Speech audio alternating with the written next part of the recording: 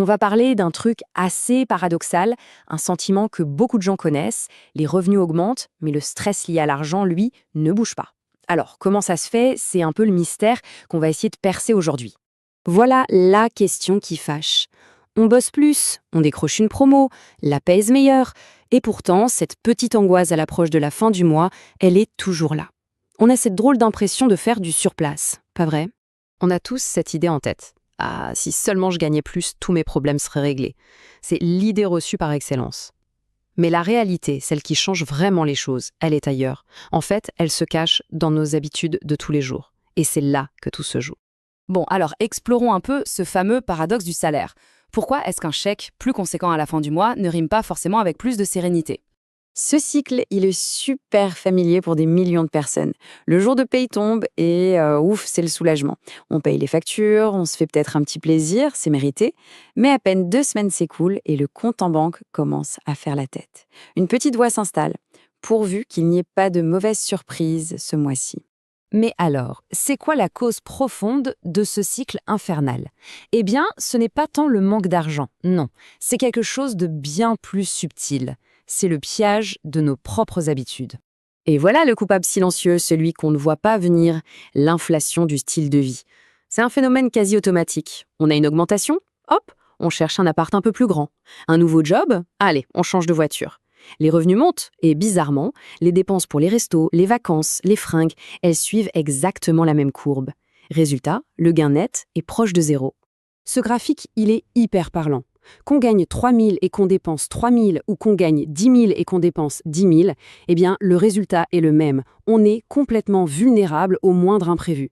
Le chiffre sur la fiche de paie a changé, mais l'écart entre ce qui rentre et ce qui sort, lui, il est resté à zéro. La sécurité, elle ne vient pas du montant du revenu, mais de notre capacité à créer cet écart. Il est donc grand temps de changer notre fusil d'épaule. La solution, ce n'est pas de courir toujours plus vite dans la même roue de hamster.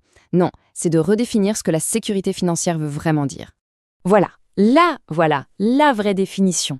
La sécurité, ce n'est pas un chiffre sur un relevé de compte, c'est un état. C'est la capacité d'encaisser les coups durs de la vie sans que tout le château de cartes ne s'écroule. Et ce qui est vraiment crucial ici, c'est que le niveau de revenu, finalement, n'est pas le facteur le plus important dans cette histoire. Ok, alors comment on y arrive concrètement? Passons à l'action.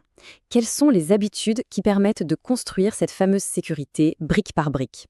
En fait, tout repose sur 5 piliers. D'abord, il faut définir sa propre sécurité. Qu'est-ce que ça représente? 3 mois de dépenses de côté? 6 mois? Avoir un chiffre clair en tête, ça change tout. Deuxièmement, automatiser l'épargne. Le but, c'est que ça se fasse tout seul, sans y penser. Troisièmement, faire un audit de ses dépenses, voir où part l'argent. On est souvent surpris. Ensuite, s'attaquer aux dettes toxiques comme si c'était le feu. Et enfin, le plus important, construire son fonds d'urgence. Justement, l'automatisation, c'est la clé de voûte. Faut pas compter sur sa volonté ou sa motivation pour mettre de côté chaque mois. Ça, c'est une ressource qui s'épuise. Non, la solution, c'est de mettre en place un système. Un virement automatique, le jour de la paye, vers un compte épargne séparé. Un compte un peu plus difficile d'accès, si possible. L'argent est mis de côté avant même qu'on ait le temps de le voir, et donc de le dépenser. Le système bosse pour nous. Parlons maintenant de ce qui démolit activement la sécurité financière. Les dettes à taux d'intérêt élevés. Et ce chiffre, il fait mal. 20%. C'est le coût moyen d'une dette de carte de crédit. C'est une véritable hémorragie financière. Chaque euro qui part en intérêt est un euro qui ne construit rien pour l'avenir. S'attaquer à ces dettes, c'est une urgence absolue. Chaque euro remboursé ici, c'est comme un investissement avec un rendement garanti de 20%. C'est énorme. Et enfin, ce fameux fonds d'urgence. Attention, ce n'est pas de l'épargne pour un projet ou pour les vacances. Non, c'est un bouclier. C'est l'argent qui transforme une crise potentielle, une panne de voiture, une grosse facture de dentiste, en un simple inconvénient. C'est vraiment la base de la tranquillité d'esprit financière. Maintenant, parlons d'un truc qu'on oublie souvent, l'impact psychologique de tout ça. Et surtout, pourquoi le simple fait de commencer, même avec très peu, est si puissant. L'insécurité financière, ce n'est pas juste un problème de chiffres sur un tableur. Ça pèse très, très lourd sur le cerveau. Des études montrent que ce stress permanent occupe une énorme partie de notre bande passante mentale. Résultat, on a du mal à se concentrer, on prend de moins bonnes décisions, ça met la pression sur nos relations et ça peut même affecter la santé. Mais ce qui est fascinant, c'est que l'inverse est tout aussi vrai. Dès qu'on commence à créer un petit matelas de sécurité, même de quelques centaines d'euros, il y a un truc qui change dans la tête. Le bruit de fond de l'anxiété diminue. On a l'esprit plus clair, on prend de meilleures décisions, et ce sentiment de contrôle, il nous motive à continuer. C'est un cercle vertueux, mais il faut le démarrer. S'il ne fallait retenir qu'une seule et unique chose de tout ça, ce serait cette phrase.